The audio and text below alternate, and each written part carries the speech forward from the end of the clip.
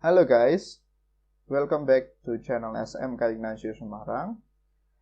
Dan pada video kali ini kita akan membahas tentang eksponensial. Penasaran dengan eksponensial? Simak video ini hingga selesai ya. Tapi buatmu yang memiliki kuota yang terbatas, atau kamu yang ingin mengulang pelajaran ini tapi hanya di bagian-bagian tertentu saja, kamu bisa memanfaatkan timestamp yang ada di kolom deskripsi di bawah ini. Jadi kamu bisa melompat ke bagian-bagian yang sudah saya tandai sebagai bagian yang terpisah atau tersendiri dari video ini. Itu akan sangat menghemat kuota atau paket internetmu. Oke, tanpa berpanjang lebar lagi, mari kita mulai.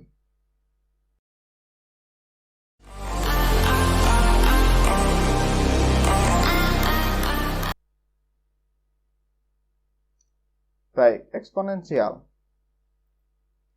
Eksponensial itu sebenarnya ada hubungannya dengan perpangkatan.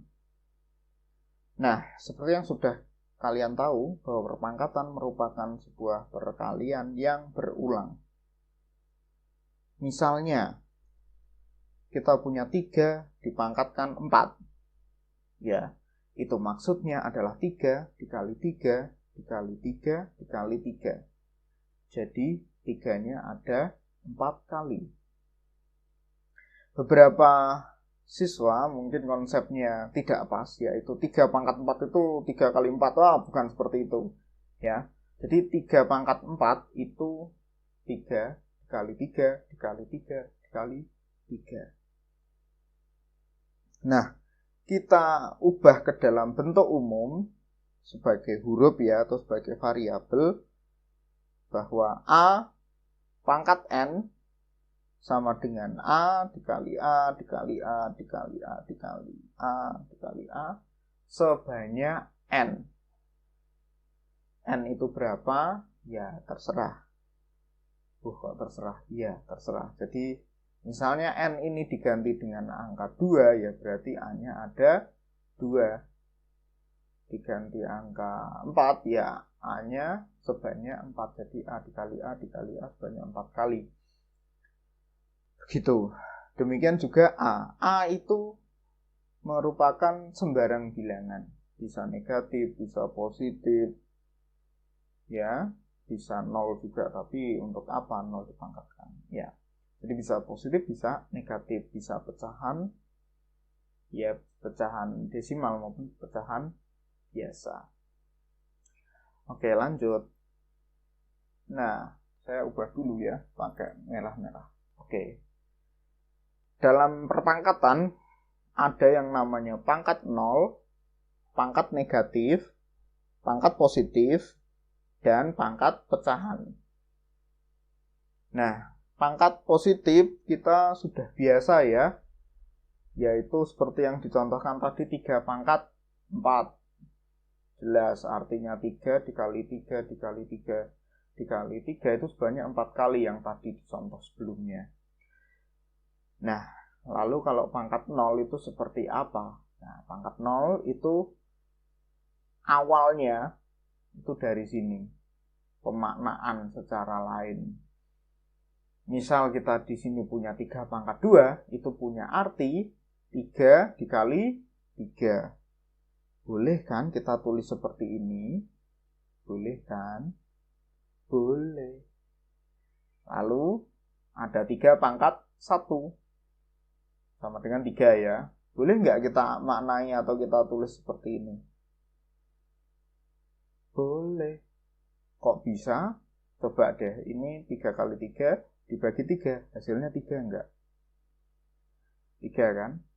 Nah sekarang 3 pangkat 0 itu piye? Nah 3 pangkat 0 itu asalnya dari 3 pangkat 1 atau 3 nih dibagi 3.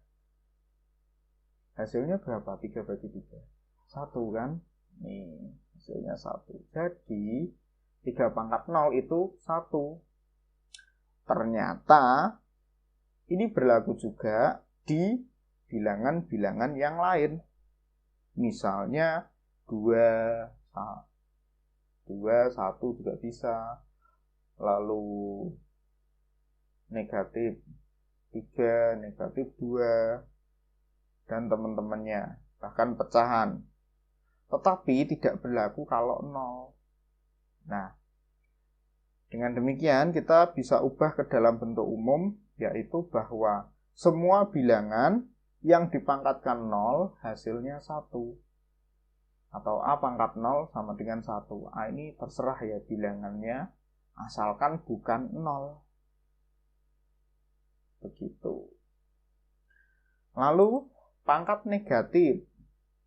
Pangkat negatif sebenarnya juga bisa dijelaskan menggunakan konsep yang sama dengan yang sebelumnya, ya, yaitu kita lanjut ya membagikan ini.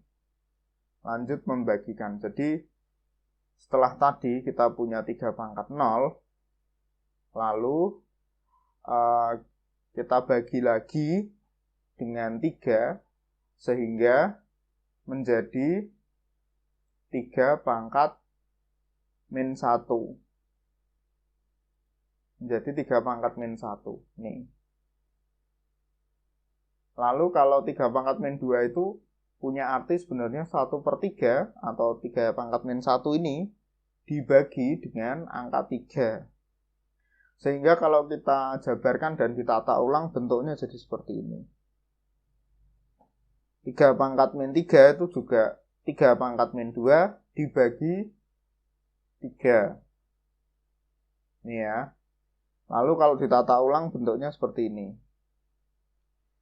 Nah, rupanya ini kan perkalian berulang nih. Ini kan 3 kali 3, lalu ini 3 kali 3 dikali 3. Rupanya ini perkalian berulang. Nah, dengan demikian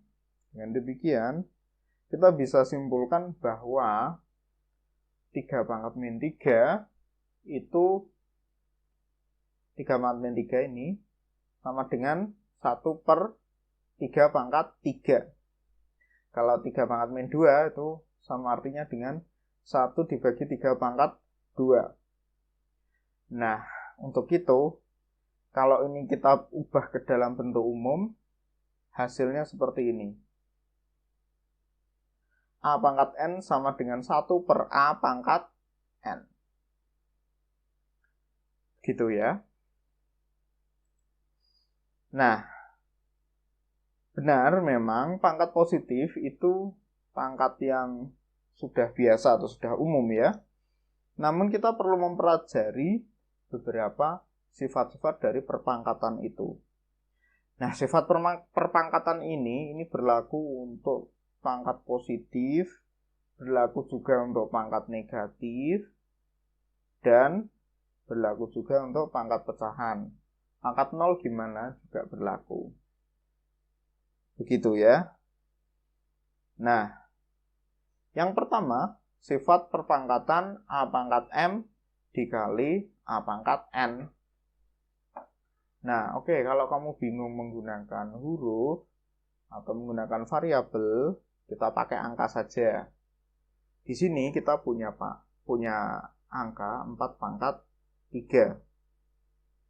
4 pangkat 3 itu 4 dikali 4 kali 4. Lalu kita punya 4 pangkat 5, itu bisa diartikan sebagai 4 dikali 4 dikali 4 dikali 4 dikali 4. 4-nya sebanyak 5 kali. Nah, kalau kedua bilangan ini dikalikan, maka akan menghasilkan arti yang seperti ini. Ini dari mana asalnya, Pak? Ini sebenarnya adalah penjabaran dari pangkat ini, pangkat-pangkat ini. Coba kita hitung ya. Yang warnanya merah itu ada berapanya? 1, 2, 3. Ada 3 buah angka 4. Lalu yang warnanya hitam, kita ada 1, 2, 3, 4, 5. Ada 5 buah ya.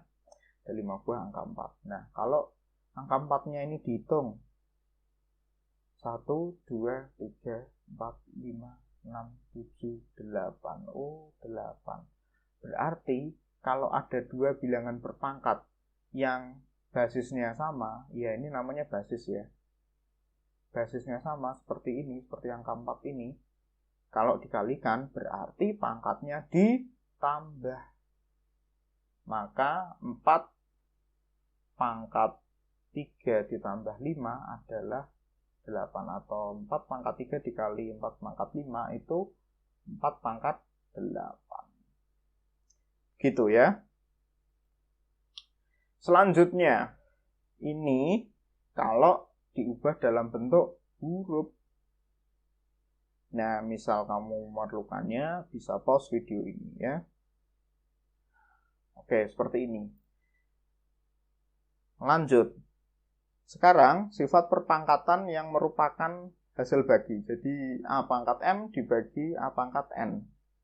Kalau misalnya kita nyatakan dalam bentuk angka itu seperti ini.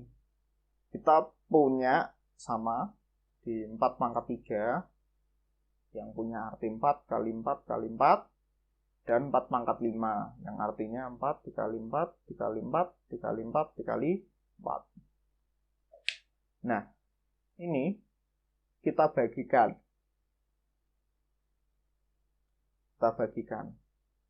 Lalu kita jabarkan nih. 4 pangkat 5, ya berarti kita jabarkan sesuai ini. Jadi diganti dengan ini. Ganti plek begitu. Lalu ini ada 4 pangkat 3, kita ganti dengan ini. Ini ya, plek. 4 kali 4 kali 4. Nah, lalu coba deh kita coba bagikan. Nah, ini mudah aja karena yang tandanya kali, tinggal coret. Nah, ngomong-ngomong soal coret-mencoret dalam operasi perhitungan, ya, sebenarnya mencoret itu membagi dengan bilangan yang sama, atau membagi dengan faktor yang sama. Jadi, misalnya, ini 4 nih, ini sama-sama 4 ya. Kalau kita coret, berarti kita harus bagi dengan angka yang sama. Kita bagi 4 semua. Ini sudah 4 bagi 4, 1. Ini 4 bagi 4, 1. Jadi sebetulnya ini hasilnya adalah 4 dikali 4 dibagi 1. Nah, dibagi 1 tidak usah ditulis, tidak masalah. Ternyata 4 dikali 4 atau 4 pangkat 2. Nah, ternyata ini itu hasil pengurangan ya, hasil pengurangan dari kedua pangkat ini. Ya sudah, hasilnya sama seperti ini. Oh, berarti kalau dua buah bilangan berpangkat dengan basis yang sama saling dibagikan, maka pangkatnya harus saling dikurangi. Hasilnya seperti ini. Ini kalau bentuk angka ya, itu begini. Kalau bentuk huruf adalah sebagai berikut ini. Nah, prinsipnya sama kok. Oke, misalnya kamu butuh ini, bisa di-pause. Nah, sekarang sifat perpangkatan yang ada bilangan berpangkat dipangkatkan lagi. Kembali kita ingat lagi tentang pengertian perpangkatan seperti di halaman awal tadi. Nah, lalu kita ambil contoh ya. Misalnya kita punya 4 pangkat 5. Lalu dipangkatkan lagi dengan 3. Itu artinya di sini ada 4 pangkat 5 dikali 4 pangkat 5 dikali 4 pangkat 5. Kemudian 4 pangkat 5 ini masing-masing kita jabarkan. 4 pangkat 5, oh iya berarti 4 dikali 4 dikali 4 dikali 4 dikali 4. Jadi dikali 4-nya sebanyak 5 kali. Yang warna biru sama. Begitu juga yang hijau. Nah, lalu coba kita hitung. 2, 7, 8, 9, 10, 11, 12, 13, 14, 15. Ada 15 angka 4 yang dikalikan. Ini saling dikalikan. Dengan demikian, kalau ada bilangan berpangkat yang dipangkatkan lagi, ternyata ini pangkatnya saling dikalikan, dikali. Dan terbukti kan di sini hasilnya, kalau dalam contoh ini ya, ini 15. Begitu. Nah, kalau ditarik dalam bentuk huruf, itu yang seperti ini. Nah, misalnya kamu boleh pause. Nah, lanjutannya seperti ini. Saya nggak butuh penjelasannya, kamu boleh pause juga untuk halaman ini. Oke, kita lanjut. Selanjutnya adalah perpangkatan yang bentuknya ada AB dipangkatkan dengan N. Ya, masih sama ya, saya perlu mengingatkan selalu, mari kita kembali ke definisi daripada perpangkatan itu sendiri. Begitu. Dan kita perlu ingat bahwa AB itu semakna dengan A dikali B.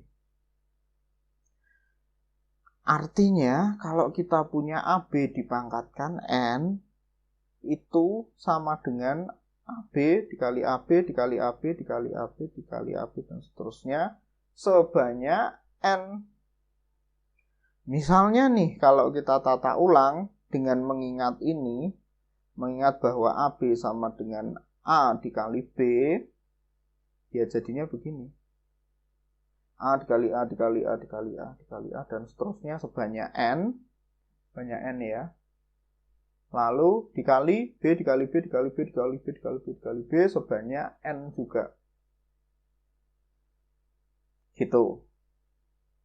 Nah, dengan demikian kita bisa simpulkan bahwa AB dipangkatkan N itu hasilnya adalah A pangkat N dikali B pangkat N. Jadi ini hasil penataan ulangnya. Nah, sama halnya juga kalau kita punya A dibagi B yang dipangkatkan N. Jadi ingat ya, ini ataupun ini membacanya A dibagi B dipangkatkan N atau A per B dipangkatkan N. Jadi bukan A per B pangkat N, bukan. Karena kalau kita menyebutkan A per B pangkat N, yang dipangkatkan N hanya B-nya saja. Jadi kita menyebutkannya A per B dipangkatkan N. Gitu. Nah, A per B dipangkatkan N ini itu punya makna sebagai A per B dikali A per B dikali A per B dan seterusnya sebanyak N. Sebanyak N ya. Nah, kalau kita lihat nih, ini kan sama artinya ya, dengan A dikali A dikali A, lalu yang B ini juga B dikali B dikali B. Maksud saya adalah yang pembilang atau yang atas ini kan saling dikalikan. Jadi kalau ini A ya A dikali A dikali A dikali A dan seterusnya sebanyak N. Yang penyebut atau yang B ini sama dikalikan. Jadi B dikali B dikali B dikali B sebanyak N juga. Berarti kan kita bisa ringkas menjadi A dipangkatkan N dibagi B dipangkatkan N. Atau A pangkat N dibagi B pangkat N. Nah, jadinya seperti ini. Gitu. Nah, yang terakhir, pangkat pecahan. Nah, pangkat pecahan ini secara gampang itu ya seperti ini. Secara gampang. Saya mohon maaf, sebab saya di sini sedang mencari juga ini bagaimana ya cara menjelaskan kepadamu yang konsep yang paling sederhana dan yang paling mudah dipahami buatmu. Ya, jadi mohon doakan saya ya. Semoga bisa cepat ketemu. Ini penjelasan yang paling mudah dan paling ringkas yang bisa saya berikan kepadamu di sini. Oke, kali ini mungkin itu dulu ya. Terima kasih buatmu yang sudah menonton hingga selesai. Semoga apa yang saya bagikan ini bisa bermanfaat untukmu. Dan jangan lupa bagikan video ini apabila menurutmu bermanfaat dan mudah dipahami. Terima kasih atas perhatiannya. Sampai jumpa di video berikutnya. Bye-bye.